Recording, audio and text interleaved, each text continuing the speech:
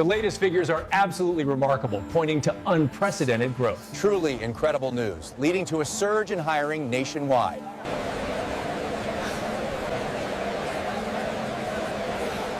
The latest reports confirm unprecedented growth across all sectors. That's right. Job numbers are soaring, a truly remarkable recovery.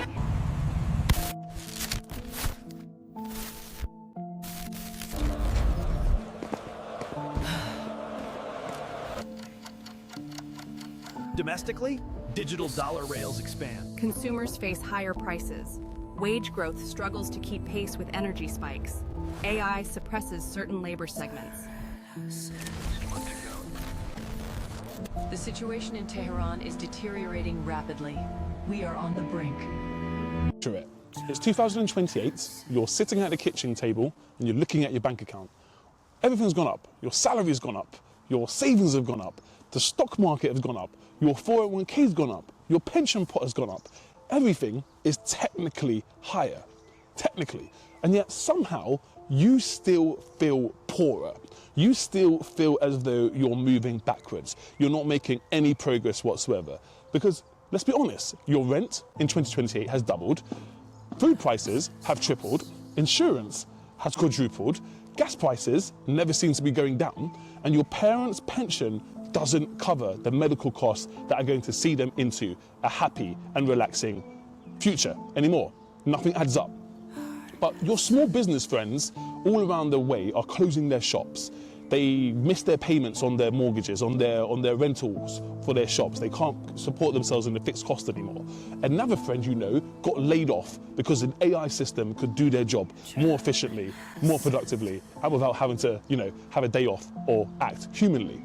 And every news channel you come across seems to be saying the exact same thing, repeating the exact same sentence. The economy is stable. I don't understand these prices. They keep going up every week. We can now confirm the reports of inflation's demise were not exaggerated. It is officially dead. Everything's great. We've never been this dynamic before.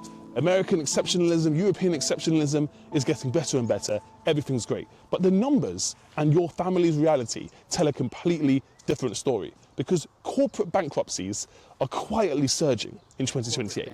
Job numbers from 2 years earlier were revised down by a massive 2 million jobs. The data can't be trusted. Government deficits haven't been quelled, they haven't been ameliorated, they haven't been truncated. They have exploded to over 2 trillion per year, and it's getting worse and worse. And the deficits are getting higher and higher. And the so-called expansion is getting slower and slower. Breaking news from the Capitol. And a beautiful day for the parade, folks. Stocks are up again this quarter. Now, in this paradigm, global debt has continued to climb because no government, no politician can get their finger out of their bottom and actually act fiscally, prudentially. So inflation is rising, government debt is rising, servicing interest rate is still rising.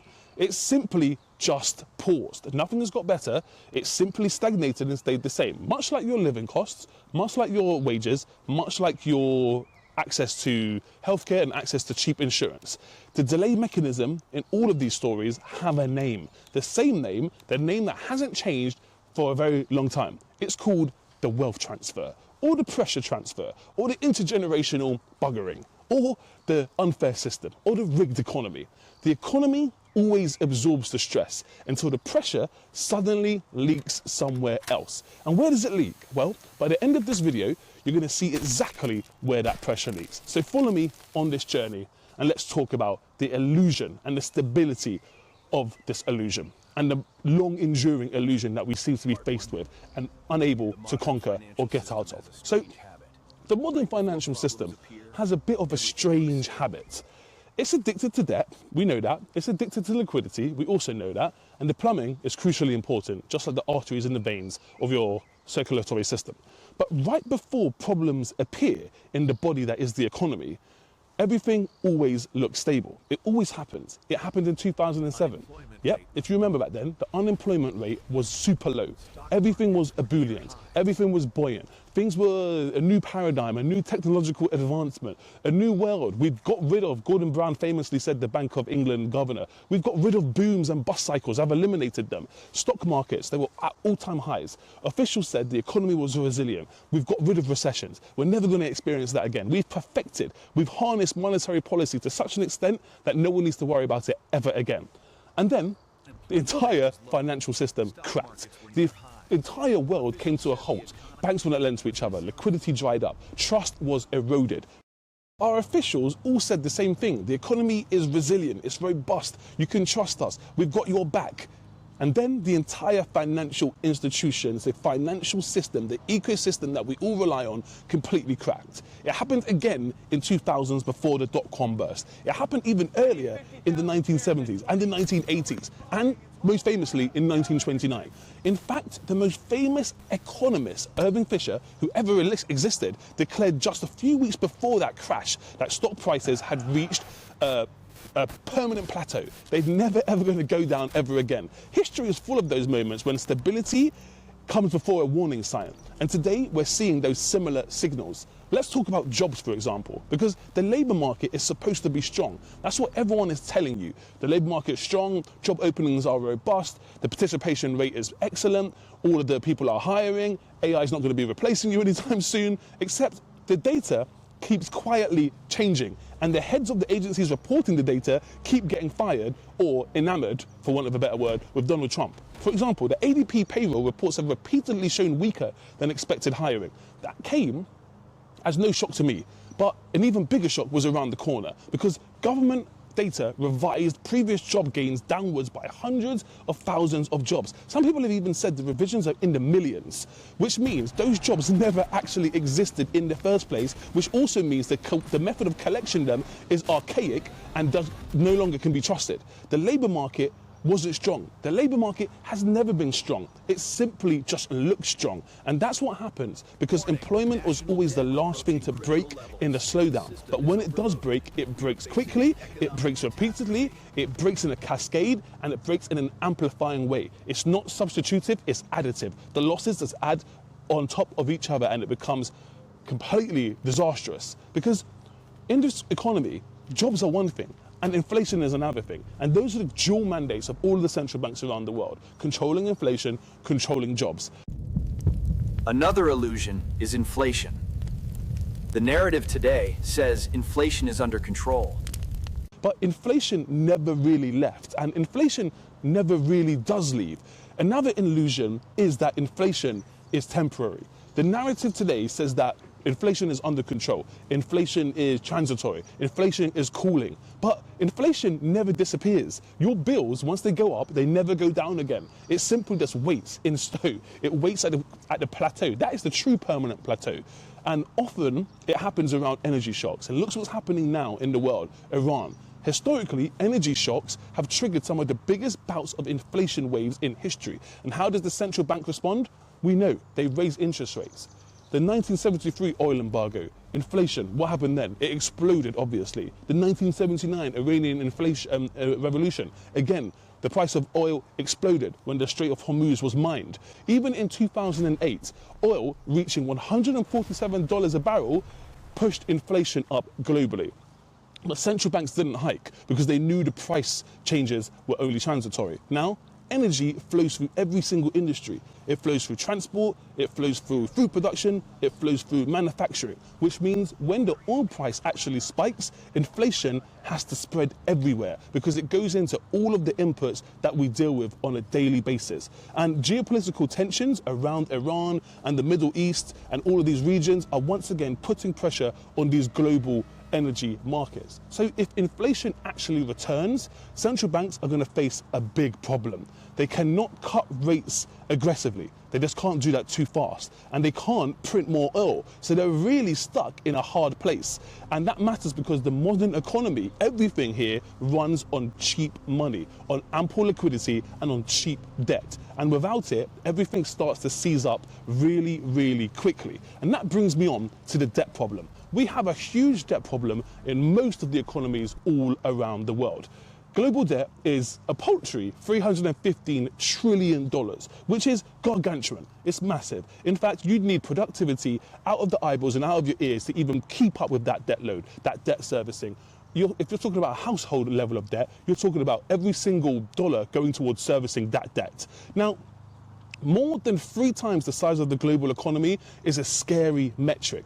But the even scarier thing is the real issue, because we have to talk about when that debt was created and how that debt was created. Most of it was created a decade ago in extremely low interest rate policy, ZIRP, zero interest rate policy. And even more of it was created to deal with the COVID pandemic. From 2009 to 2021, borrowing was almost free.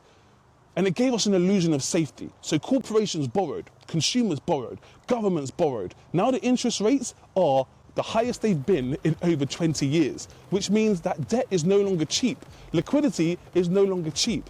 And servicing and funding zombie projects is no longer viable, which means it's easier to get completely rinsed out of this market if you do not pose a viable going concern. And that goes for governments as well, not just private entities. So if debt was cheap and now it's no longer cheap and it's suddenly expensive, that pressure is going to have to appear somewhere. Corporate bankruptcies are rising. Consumer delinquencies are rising. Bankruptcies are rising. Chapter 11s are rising. Delinquencies on auto loans are rising. Student debt becoming unpayable, rising. Commercial real estate loans are quietly failing. Private equity is seizing up. The most fragile part of this system isn't the public markets. It's something that's more opaque, more obfuscated, more invisible. That's private credit. You might have been hearing everyone talking about PC, private credit, which is essentially entities that can't get loans from big institutions, get loans from these more shadowy, off-market, not mark-to-market, not really as robustly regulated institutions. And that's where private credit comes from. They lend to the small businesses that can't get a loan anywhere else. So the private credit is actually the weak point in all of this. But why? Over the last decade, private credit has absolutely exploded. The industry has grown from a reasonable $500 billion in 2010 to $2 trillion today, 4 times. That's a huge amount of growth in that period of time. Private lenders have stepped in after the banks pulled away following the 2008 crisis and when the banks had to get, a bit more responsible. So private credit came in and they said, hey, this system of lending to like subprime people is way too juicy in terms of the returns we can get and the vig we can chance. So let's get into this market where the banks can't get. So they lent to companies that banks now consider way more risky. And for a while, it's worked. It's worked great. You've had bumper returns, you've had double-digit returns. Cheap money makes almost every single business strategy viable. Every single business decision looks as though it's manna from heaven. And when the borrowing costs rise, weak companies are going to struggle. Many of these firms are now facing the refinancing debt wall at much higher levels, much higher rates, which means defaults are going to start rising quietly. But the real risk is the transparency. It's the mark-to-market. It's how honest these lenders are about the quality of the debts on their books and the ability for their customers and their consumers to actually pay it back. Because private credit markets are opaque. They're not open to the same kind of regulatory scrutiny as institutions like banks are. The problems can remain hidden for much longer and the reporting can happen biannually, annually even. But suddenly, all of a sudden, they appear, like that famous quote, I went broke slowly and then all of a sudden. Historically, opaque systems never work out well for the economy or society as a whole. And that's what's going to lead to another bout of huge government spending exploding, because they're going to have to come and bail it out. Governments are going to have to add to the financial woes, or at least be curative to the financial woes. Modern economies respond to slow growth with spending. That's how it happens. They pump up their liquidity and they hope that it trickles down in this kind of archaic way of thinking that belongs in yesteryears, that this consumer's going to get it, when in reality it just gets hoarded by the top percenters. So they try to think of things that are like modern day green deals, infrastructure plans, subsidies, emergency programs, bailout programs. The result is massive deficits. And a deficit of the government is the private sector's credit, essentially, which means corporations make money. So as the government prints money, as they do stimulus programs, asset prices go up because it trickles down somehow, okay, with the Cantillon effect, but that's a bit more complex. The United States by itself is running $2 trillion deficits per year during what officials run and claim is a strong economy, not a wartime economy, a deficit economy of 2 trillion a year, 6%, in a non-wartime economy. Well, it is a wartime economy now, so I suppose it's going to be even worse. Interest on the US debt is exploding. Bigger than the defense budget, bigger than the education budget. That means the government is spending more on servicing the past borrowing escapades than protecting the country right now. And when you put into the mix Iran and the Middle East conflagration, it's going to be even stronger. Because once the interest rate starts to dominate the cost of the budget, the system becomes trapped in an infinite death loop. That's called fiscal dominance. Taxes can't rise enough, the economy isn't productive enough, which means one option and one option only, the Zimbabweification. Okay, maybe that's a bit hyperbolic, but money creation nonetheless. Money printing is the only thing that can keep up with the voracious appetite and the requirements for this debt servicing. Because the productivity problem is real. The productivity of the United States and workers around the globe is tapering off, and they're hoping that AI is going to save it, but it probably isn't going to be there quick enough. Productivity is a choke point, a huge pressure point. Economic growth ultimately depends on productivity gains. The more productive you are, the more you can do with less, and the more profits you can make, and the more efficiency can be derived from your economy. But productivity is weakening, and it's been weakening for a very, very long time. Migration flows into some advanced economies are slowing for a variety of obvious reasons. ICE might be one of them, or just government xenophobia might be another one of them, which means fewer workers contributing to growth, fewer workers willing to be paid lower wages to do the jobs that allow for other areas of the economy to become more productive. At the same time, what's happening to small businesses? Small businesses are going through a complete labor crunch as well.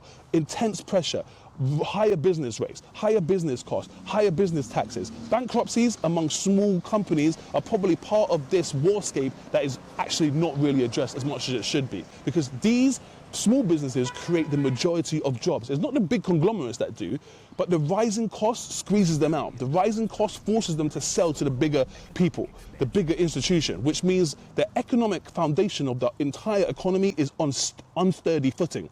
That is how the economic trap forms. That is how the death loop starts to spiral, and that is how we get a lack of productivity gains, lower employment figures, higher unemployment numbers, higher inflation, and a stagflationary economy.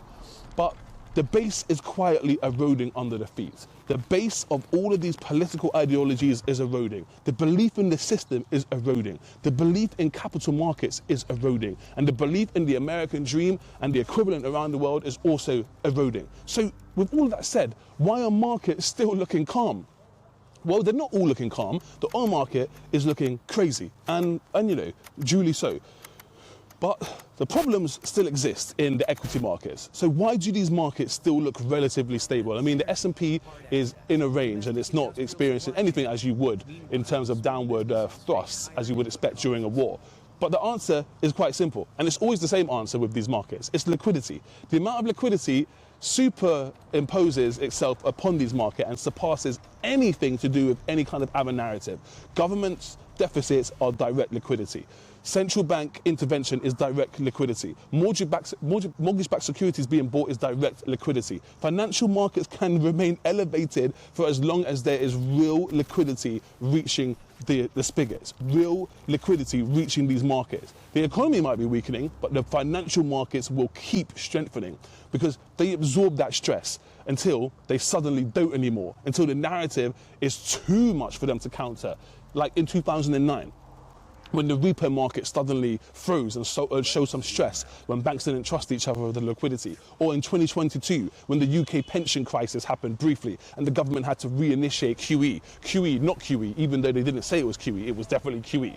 Financial systems often appear stable just before the break, right before the liquidity all disappears. So if this is the same thing that happens over and over again since time immemorial, why do most people miss it? Why do people miss the trap consistently? Why do people miss the signals of these markets falling apart so consistently? Well, it's quite simple. Human psychology. Human psychology prefers the simple narratives. Human psychology has a great emphasis on recency bias. What happened before, what happened after, what's going to be the next thing that happens, using past as prologue. So this is why people miss the signals. Human psychology prefers to follow what happened in the past and the simple narrative, like the economy is resilient, your incomes are getting higher, your saving rate's going up, your future is brighter, stocks are high, inflation is falling. But the economic system rarely breaks from one single event. They break from an accumulated pressure system, jobs weakening all at once, house prices becoming unaffordable, debt rising, the cost of living becoming exorbitant, fuel prices going up, education becoming more expensive, healthcare becoming unreachable, the pensions and the eventual retirement becoming unattainable for most, default spreading, credit spreads widening out, government deficits expanding, and the pièce de résistance, war breaking out. Individually, these problems look manageable. They look palatable. They look tenable. They look as though you can print your way out of it. Liquidity can be injected to ameliorate some of the pain, and we can go on as if nothing ever happened again. But together, they create a conflagration. They create a great deal of fragility in these markets. And fragility is invisible until suddenly it isn't. Until suddenly the seismic tectonic cracks within these markets truly start to show. And when that happens, by the time that happens, by the eventuality becomes clear and less obfuscated, and the future trajectory is less opaque, often it's too late. And by that time, the pressure is leaking absolutely everywhere. Nothing is contained, nothing is containable, nothing is manageable. Now, historically, past is often prologue, and it doesn't repeat, but it certainly does rhyme. Historically, it leaks through a few channels, and the few channels haven't changed because the plumbing hasn't changed, the system hasn't changed. It leaks through the credit markets, where the people are lending and where people are borrowing. It leaks through employment, people's jobs, companies hiring, or it leaks through the currency value, debasement. And that's why you're hearing so much about the debasement trade and all of these other kinds of ideas. In 2008, the pressure leaked through the credit markets. In 1970s, it leaked through inflation. This time, we are seeing both. Inflation, stress in credit market, and something else added to the mix, currency volatility, currency debasement, rising defaults, weakening labour markets, productivity gaps, AI coming for your job, war on the horizon, persistent inflation, stagflationary environments, central banks not knowing what to do, erratic political regimes, erratic political agendas, erratic political ideologies. Central banks are then going to face an impossible decision.